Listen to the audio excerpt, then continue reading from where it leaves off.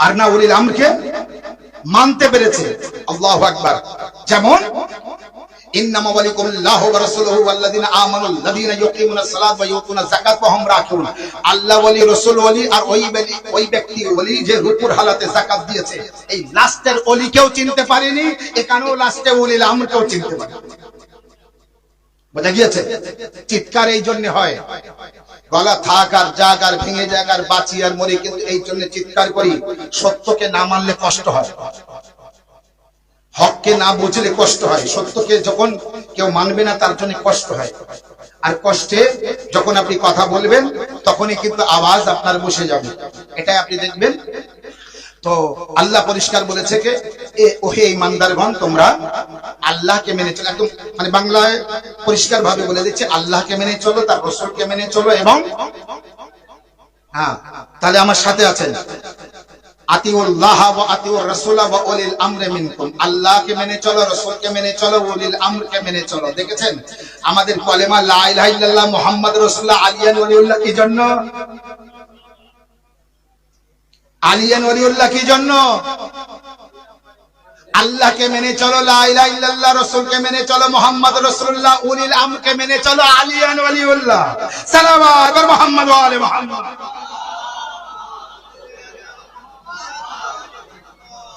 বোঝাচ্ছে?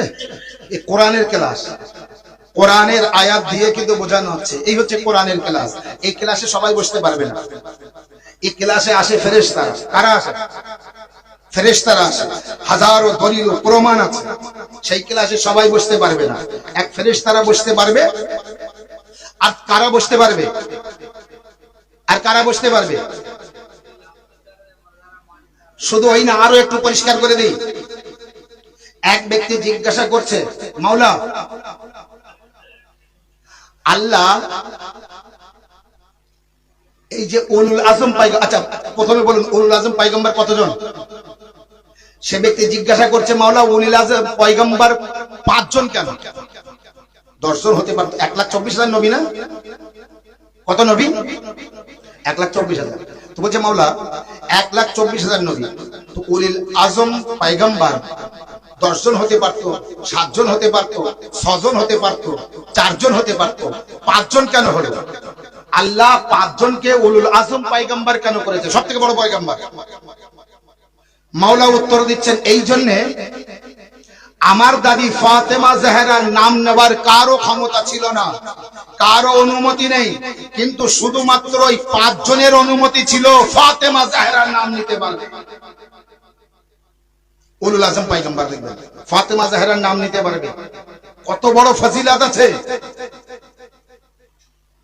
যখনই এই কথা বলেছে তখন বলছে, জানো আমার দাদি ফাতেমা জাহরা বলেছে কে মাবুদ আমার নাম যখন, এর অনেক ঘটনা আছে, আদম আলাইহিস সালাম থেকে আসতে হবে তাহলে বোঝাতে পারতাম, কিন্তু আমি ওখানে যাচ্ছি না। ফাতেমা জাহরা বলেছিলেন, মাবুদ আমার নাম যখন উলুল আজম পয়গম্বর মানে 5 জন নিতে পারবে, আর বাকিরা সব আমার উপাধি নেবে, লাকাব, লাকাব ধরে ডাকতে হবে, ডাক নাম যেটা বলে সেইটা ধরে ডাকতে হবে, আসল নাম ধরে ডাকতে পারবে না, শুধুমাত্র 5 জন। তখন বলছে মাওলা, ফাতেমা জাহরা বলছে, আল্লাহ যেমন উলুল আজম পয়গম্বর আমার নাম ধরতে পারবে, আর একটা অনুমতি দিতে হবে আমার নাম ধরার। আওয়াজে কুদরত হলো, আয় আমার কানিজ বিশেষ কানিজ বলো, আর কাদেরকে অনুমতি দিতে হবে? তখন ফাতেমা জাহরা বলেছে, আমার আজাদারদের আমার নাম নেবার অনুমতি দিতে হবে। আওয়াজে কুদরত হলো, কারণ বলছে তাদের অন্তরে আমার হোসেনের মহব্বত থাকবে। সালাওয়াত আর মুহাম্মদ ওয়া আলি মুহাম্মদ।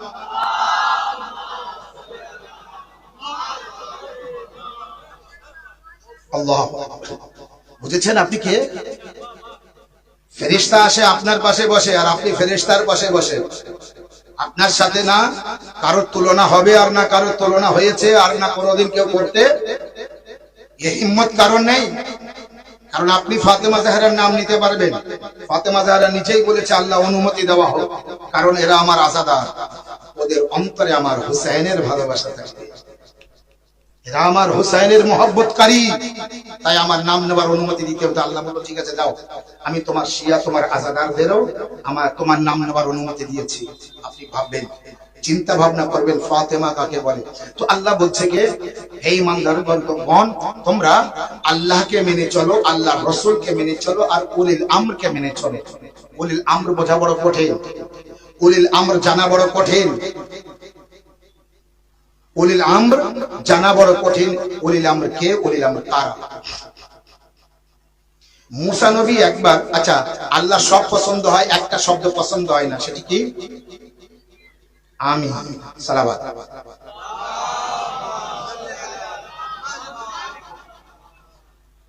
এ মসজিদ কে করেছে? আমি। ইমামবাড়ি কে করেছে? আমি।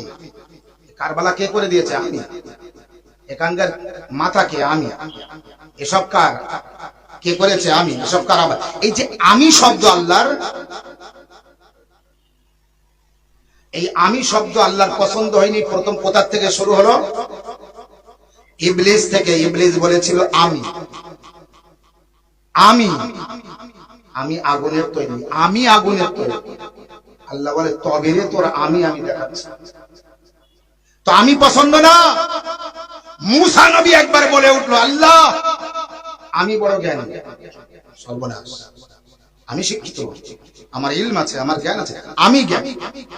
আল্লাহ বলল তবে মুসা, তুমি যখন এত বড় জ্ঞানী, ওই সময় খিজির নবী, কিন্তু ওই সময় নবুয়ত নেই খিজির নবী। আল্লাহ বলছে মুসা যাও খিজিরের কাছে পড়তে, তুমি নাকি জ্ঞানী। সালাওয়াত। আল্লাহ মুসা নবীকে পাঠাচ্ছে খিজির নবীর কাছে পড়তে।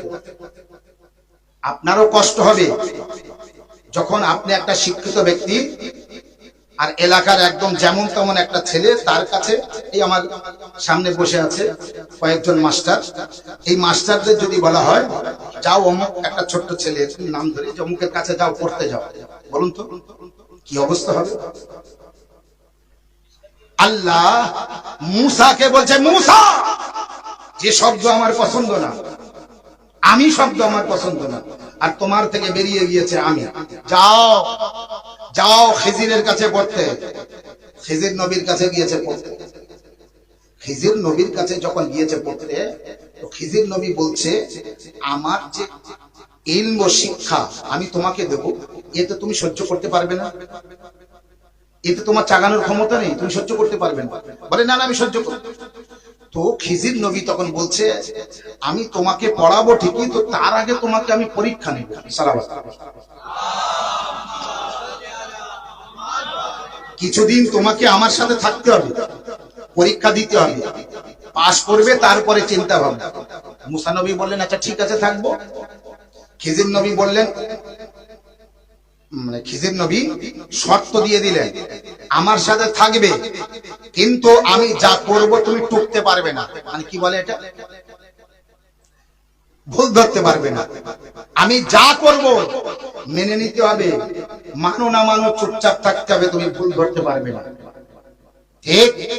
খিজির নবী যাচ্ছে, সাথে মুসা আছে। একটা নৌকায় উঠলেন খিজির নবী, সাথে মুসা নদী পার করছে। নদীর মাঝখানে যে খিজির নবী ওই নৌকা ভাঙতে শুরু করলেন। সালাওয়াত পড়ুন মুহাম্মদ ওয়া আলিহি।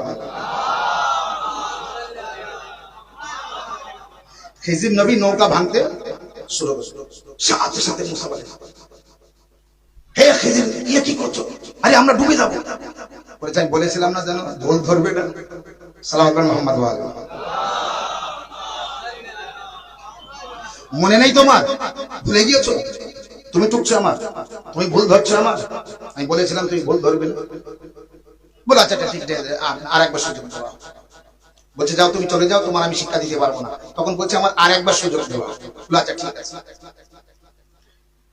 নৌকা থেকে নামলেন, নামার পরে হেঁটে যাচ্ছিলেন, একটা ছেলে আসছে। কি অপরাধ করেছে খিজির নবী জানে, মুসা জানে না। খিজির নবী পাশে ছেলেটা যেই এসছে, খিজির নবী ছেলেকে মেরেছে। আর যেই মেরেছে, মুসা বলছে ছেলেটা আসছিল ভালো, আপনার তো কিছু করেনি, আপনি মারলেন কেন? সাথে সাথে খিজির নবী বলছে তোমাকে বলেছিলাম না ভুল ধরবে না, তুমি আবার ভুল ধরেছো, তুমি চলে যাও, তুমি আমার কাছে পড়াশোনা করতে পারবে না। তখন মুসা নবী বলছে আচ্ছা ঠিক আছে যা হওয়ার হয়ে আর করবে, বাস আর একবার সুযোগ দেওয়া হবে।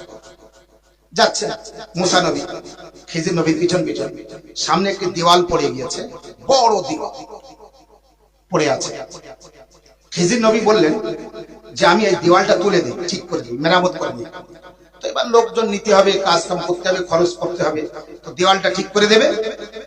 মুসা নবী বলছে খিজিরকে যে এলাকার কত মানুষ না খেয়ে আছে, তাদের সাহায্য না করে এই দেয়াল তুলতে হবে? কি প্রয়োজন আপনার এই দেওয়াল তোলা? এ পড়ে আছে, থাক, রাস্তার ধারে পড়ে আছে, আপনাকে তো কেউ বলেনি। খিজির নবী বলছেন যে আমি তোমাকে বলেছিলাম তুমি আমার ভুল ধরবে না, তারপরে তিনবার ভুল ধরেছো, তুমি আমার সাথে আর থাকতে পারবে না, তুমি পারবে না আমার ইলম সহ্য করতে, আমার কাছ থেকে তুমি শিক্ষা নিতে পারবে কিভাবে? যা শিক্ষা দিয়েছি যদি বুঝে থাকো তো যাও। মুসাকে পাঠিয়ে দিলেন। মুসাকে পাঠিয়ে দেওয়ার পরে কিছুদিন পর খিজির নবীর মুখ দিয়ে বার হয়ে গেল, আমি মুসাকে পড়িয়েছি। সালাওয়াত মুহাম্মদ ওয়া আলি মুহাম্মদ। কি বেরিয়ে গেল মুখ দিয়ে? আল্লাহু আকবার, আমি মুসাকে পড়িয়েছি। আল্লাহ বলে, আচ্ছা খিজির, তুমি মুসাকে পড়িয়েছো? আচ্ছা ঠিক আছে, তাহলে তোমার কাছে আমি একটা প্রশ্ন করি, যখন পড়িয়েছো তোমার অনেক তো ইলম আছে, অনেক জ্ঞান আছে, তো খিজির বলো, তোমার কাছে আমার একটা প্রশ্ন, তার উত্তর দাও। আমার সৃষ্টি জগতের মধ্যে এমন কি কি আমার সৃষ্টি আছে, তার ভিতরে একটা জিনিস আর একটা জিনিসের উপরে ভারী, একটার থেকে আর একটা বড়, একটার থেকে আর একটা ভারী, এর উত্তর দাও। খিজির বলছে আল্লাহ, এর উত্তর আমার কাছে নেই। তো আল্লাহ বলছে খিজির চেষ্টা করো উত্তর দেওয়ার জন্য। খিজির নবী সময় নিল, বহুদিন গেল, খিজির নবী তার উত্তর দিতে পারেনি। আল্লাহ বলে আচ্ছা, এইভাবে যেতে যেতে খিজির নবীর জামানা গেল, পরের নবীর জামানা আসলো, সে নবীর জামানা গেল, যাবার পরে ঈসা নবী আসলো, ঈসা নবীর জামানা গেল, শেষে আমাদের নবী আসলেন। আমাদের নবী আসার পরে মাওলা আলী আলাইহিস সালাম আসলেন। মাওলা আলী আলাইহিস সালাম আসার পরে ইমাম হাসান আলাইহিস সালাম জন্মগ্রহণ করলেন। ইমাম হাসান আলাইহিস সালামের 2 বছর বয়স। ইমাম হাসান আলাইহিস সালামের 2 বছর বয়স। এই পর্যন্ত যে ইমাম হাসান আলাইহিস সালামের 2 বছর বয়স, মসজিদে বসে আছে, রাসূলুল্লাহ আছেন, মাওলা আলী আছে, ইমামে হাসান 2 বছরের বা ইমামে হাসান আলাইহিস সালাম আছে। আবার আল্লাহর ওহী হলো খিজির, সেই প্রশ্নের উত্তর দাও। সালাওয়াত।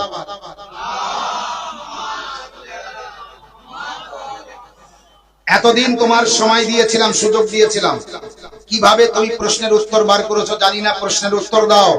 খিজির বলছে আল্লাহ এখনো উত্তর খুঁজে পাইনি। সালাওয়াত। আল্লাহ এখনো উত্তর খুঁজে পাইনি। আওয়াজে পরবর্তীগার হলো খিজির, ওই প্রশ্নের উত্তর যে দেবে সে এসে গিয়েছে মদিনায়, যাও। তোমার প্রশ্নের উত্তর যে দেবে আমার তরফ থেকে সে চলে গিয়েছে, যাও তার কাছে থেকে ওই প্রশ্নের উত্তর নাও। খিজির নবী মদিনায় গেলেন, রাসূলুল্লাহর দরবারে গেলেন, যাবার পরে বললেন ইয়া রাসূলুল্লাহ আমার একটি প্রশ্ন আছে। এখনো প্রশ্ন করেননি, আমার একটি প্রশ্ন আছে। আল্লাহর নবী বললেন আলীর কাছে যাও। এ আলী মাওলা আমার একটি প্রশ্ন আছে। খিজির বলছে আলী আমার একটি প্রশ্ন আছে। আলী আলাইহিস সালাম বললেন হাসানের কাছে যাও। সালাওয়াত মুহাম্মদ ওয়া আলি মুহাম্মদ।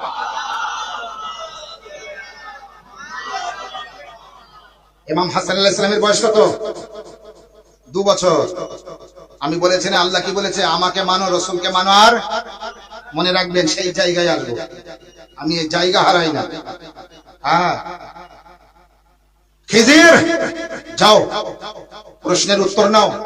খিজির নবী চলে গেলেন, রাসূলুল্লাহকে বললেন, নবী বললেন আলীর কাছে। আলী আলাইহিস সালামকে বললেন, তা বলে আমার এই বেটা হাসান উত্তর দেবে। হাসান আলাইহিস সালামের বয়স 2 বছর। খিজির নবী জানেন, বুঝতেও পেরেছেন যে আমার এখানে বলা যাবে না যে আমি এত বয়সের মানুষ, এত বয়স্ক মানুষ, একজন নবী, এতদিন পরে এসেছি, আর এতটুকু ছোট্ট বাচ্চা আমার প্রশ্নের উত্তর দেবে, ইয়ে আমার অসম্মান, মান সম্মানে লাগবে না। কখনো জ্ঞান নিতে ছোটর কাছে যেতে মান সম্মানে লাগবে এটা ভাববেন না, ভাবলে ক্ষতি হবে। তো খিজির নবী ইমামে হাসান আলাইহিস সালামের কাছে গেলেন, যাওয়ার পরে বললেন, ওই দরবারে কিন্তু সবাই আছে, ও ইমামে হাসান আমার একটা প্রশ্ন আছে, আমার একটা প্রশ্ন আছে, শুনবেন। ইমাম হাসান আলাইহিস সালাম কি বললেন? ইমামে হাসান আলাইহিস সালাম কি বললেন? যেই খিজির বললেন আমার একটা প্রশ্ন আছে, ইমামে হাসান আলাইহিস সালাম বললেন খিজির আমি হাসান তোমার প্রশ্নও জানি উত্তরও জানি। সালাওয়াত মুহাম্মদ ওয়া আলি মুহাম্মদ। আমি উলিল আমরকে বোঝাচ্ছি, ও খিজির আমি হাসান তোমার প্রশ্নও জানি। আছে পৃথিবীর মধ্যে কেউ এই দাবি করবে, এই কথা বলবে? 2 বছরের ছেলে বলছে খিজির আমি তোমার প্রশ্নও জানি তোমার উত্তরও জানি। প্রশ্ন কে করেছিল? আল্লাহ। প্রশ্নের উত্তর খিজির নবী দিতে পারছে না, দেবে কিভাবে? এ উত্তর আল্লাহ জানে আর আল্লাহ ওয়ালারা জানে। এ উত্তর আল্লাহ জানবে আর উলিল আমর জানবে। কারণ আল্লাহর সাথে নবী আছে আর নবীর সাথে আল্লাহকে মানো, নবীকে মানো আর উলিল আমরকে মানো। তো ওই প্রশ্নের উত্তর আল্লাহ দেবে, নবী দেবে আর উলিল আমরকে দে, উলিল আমর দেবে। আল্লাহর নবী নিজে দিলে দিতে পারতেন না? পারতেন না? আল্লাহর নবী উলিল আমরের পরিচয় দিচ্ছেন কে যাও হাসানের আলীর কাছে যাও। আলী আলাইহিস সালাম ওই প্রশ্নের উত্তর দিতে পারতেন না? পারতেন না? নিজে না দিয়ে বললেন হাসানের কাছে যাও। আর যেই নাকি হাসানের কাছে গিয়েছে ইমাম হাসান মাওলা হাসান আলাইহিস সালামের কাছে, তো মাওলা হাসান আলাইহিস সালাম বললেন খিজির আমি তোমার প্রশ্ন বলতে পারি, তোমার প্রশ্নের উত্তরও দিতে পারি। খিজির বলছে আমার প্রশ্নও জানো?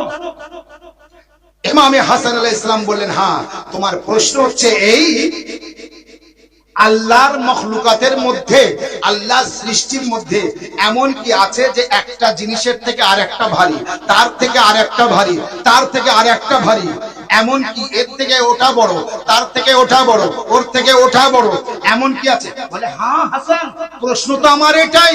এই প্রশ্ন আমি জানি আর আল্লাহ জানে, তুমি কিভাবে জানো? আল্লাহু আকবার, জিন্দাবাদ।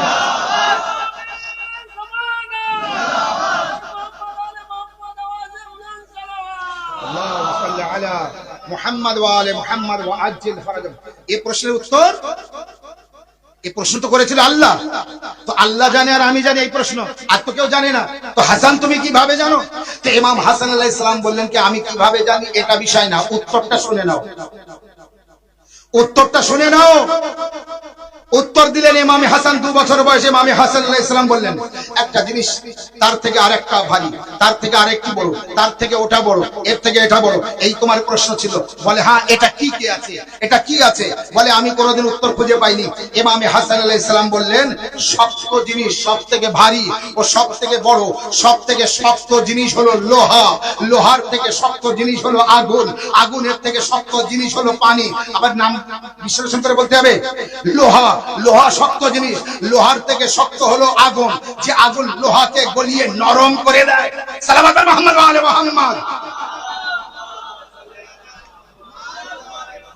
সব থেকে শক্ত হলো, সব থেকে বড় হলো লোহা, আর লোহার থেকে বড় হলো আগুন, যে আগুন লোহাকে গলিয়ে নরম করে দেয়। আগুনের থেকে বড় জিনিস হলো পানি, যে পানি আগুনকে নিভিয়ে দেয়। সালাওয়াত মুহাম্মদ ওয়া আলি মুহাম্মদ। তো লোহা, লোহার থেকে শক্ত হলো আগুন, যে আগুন লোহাকে জ্বালিয়ে দেয়। আর আগুনের থেকে শক্ত হলো, বড় হলো পানি, যে পানি আগুনকে নিভিয়ে দেয়। পানির থেকে শক্ত হলো, পানির থেকে বড় হলো মেঘ, যে পানিকে গ্রাস করে নেয়, নিজের ভিতরে টেনে নেয়। আর মেঘের থেকে বড় হলো হাওয়া, যে মেঘকে উড়িয়ে উড়িয়ে বেড়ায়। সালাওয়াত মুহাম্মদ ওয়া আলি মুহাম্মদ।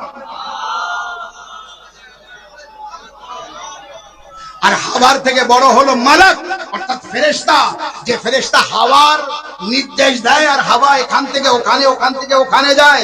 আর মালাক ওই ফেরেশতার থেকে বড় হলো মালিকুল মউত, যে ওই ফেরেশতাদের মৃত্যু দেয়। আর মালিকুল মউতের থেকে বড় হলো আল্লাহর আমর, আল্লাহর আমর, আল্লাহর আমর, যে আল্লাহর আমর বা হুকুম বা নির্দেশ, যার থেকে মালিকুল মউত মারা যাবে। এ খিজির নাহনু আমরুল্লাহ, আমরাই সেই আল্লাহর আমর।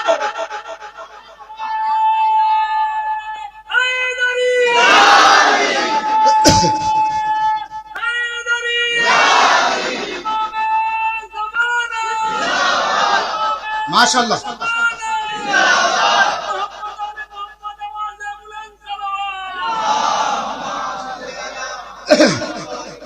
নাহনু আমরুল্লাহ, আমরা আল্লাহর আমর, আল্লাহ, আমরা আল্লাহর আমর, আতিউল্লাহ ওয়া আতিউর রাসূলা ওয়া উলিল আমর।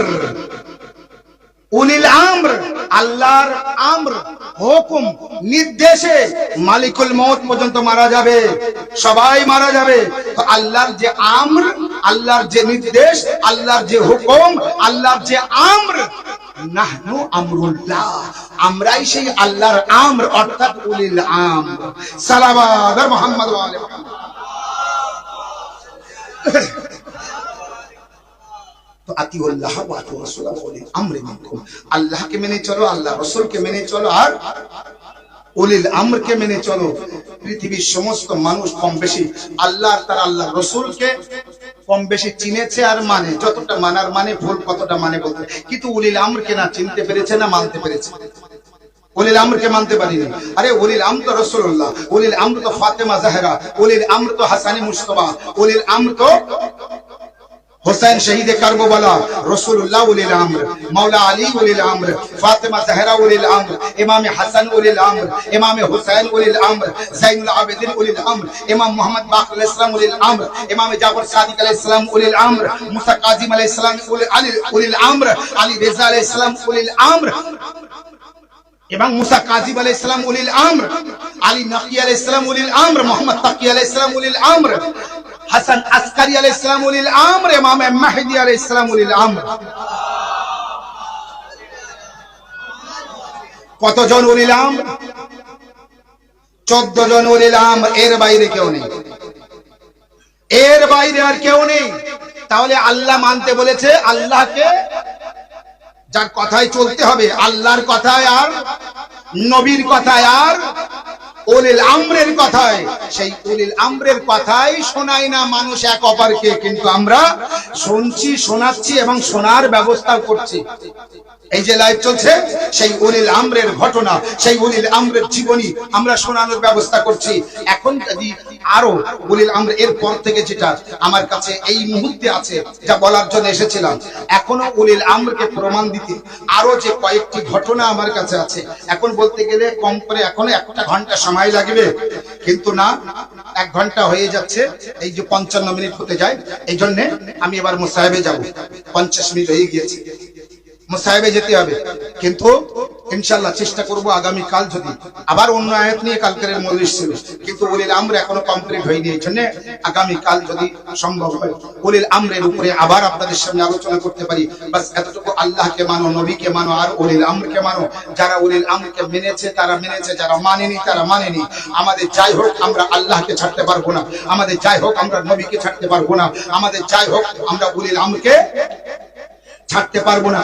এই জন্য একটা দরবেশ যখন এসে বলছে, মাওলা আমার বড় খিদে পেয়েছে, আমাকে কিছু খেতে দেন, তো মাওলা বললেন, কাম্বার একে কিছু রুটি দিয়ে দাও। কাম্বার বললেন, রুটি দেবো। তো কাম্বার চুপচাপ আছে, বলে, কাম্বার কেন রুটি দিচ্ছ না কেন? তো কাম্বার বললেন, মাওলা রুটি কিভাবে দেবো, রুটি তো নিচেই নেই, সব উটের পিঠে আছে। মাওলা বললেন, ওই উট সমেত দিয়ে দাও। এবার যখন বলছে উট সমেত দিয়ে দাও, তো মাওলা আলী আলাইহিস সালাম বলছে, কাম্বার তুমি বলার পরে চুপ আছো কেন, যাও উট সমেত দিয়ে দাও। বলে, মাওলা উট সমেত কিভাবে দেবো, উট তো ওই লাইনে আছে। তো বলছে মাওলা, ওই মাওলা আলী আলাইহিস সালাম বললেন, কাম্বার তাহলে ওই লাইনে যত উট আছে ওটাও দিয়ে দাও। ওই পরে ওর পরে অনেকটা লাইনে উট আছে, আর সমস্ত উটের দড়ি এর জনাবে কাম্বারের হাতে আছে। কাম্বার সাথে সাথে সমস্ত উটের দড়িগুলি ছেড়ে দিয়ে মাওলার পিছনে যে দাঁড়ালেন। মাওলা এবার বলছে, কাম্বার কি হলো, উটের দড়ি ছেড়ে দিয়ে আমার পিছনে কেন দাঁড়িয়েছো? কাম্বার বলছে, মাওলা আপনি দিতে দিতে সব দিয়ে দিচ্ছেন, যদি আমাকেও দিয়ে দেন তাহলে আমি আপনার খিদমত করতে পারবো না, তাই ছেড়ে দিয়েছি, চাই সব যাক, আমি আপনাকে ছাড়বো না।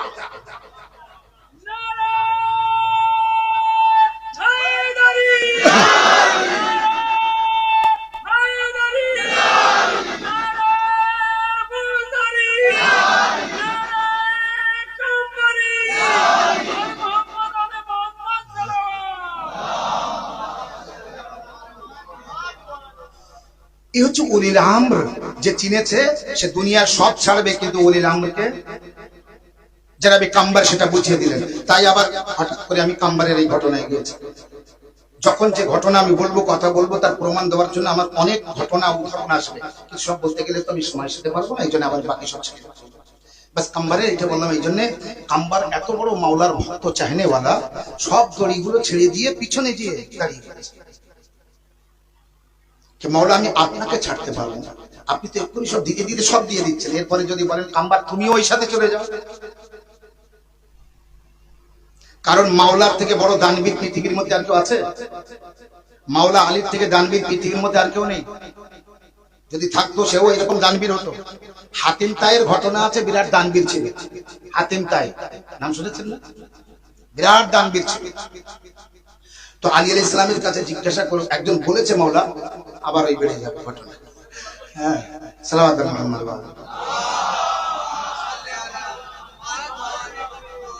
মাওলা হাতিম তাই একটা দুটো দরজা থেকে দান করতেন, 40টা দরজা থেকে দিতেন। মানে আপনি যদি কাউকে দেন তো আপনার বাড়ির সামনে দাঁড়াবেন, ওখান থেকে দেবেন। কিন্তু হাতিম তাই কি একবার এখান থেকে দিচ্ছেন, এবার যে সেই লোকটা চলে যাচ্ছে আবার আরেক জায়গাতে দাঁড়িয়ে দিয়ে দিচ্ছেন। এইভাবে 40 দরজায় 40 জায়গায় দাঁড়িয়ে হাতিম তাই মানুষদের দান করতেন। এ হচ্ছে হাতিম তাই। মাওলা হাতিম তাই 40টা দরজায় দাঁড়িয়ে দান করতেন, আপনি তো এক জায়গায় দাঁড়িয়ে দেন। আমারও আপনার মাওলা কি সুন্দর করে উত্তর দিলেন দেখুন, যে হাতিম তাই যদি এক জায়গায় দাঁড়িয়ে যাকে দিচ্ছেন তার মন ভরিয়ে দিতেন, বাকি দরজায় যাবার প্রয়োজন পড়তো না। সে বাকি দরজায় যে আর হাত পাতত না। আলী একটা দরজা দিয়ে এত দেয়, বাকি আর ফিরে দরজায় হাত সে আর পাতে না।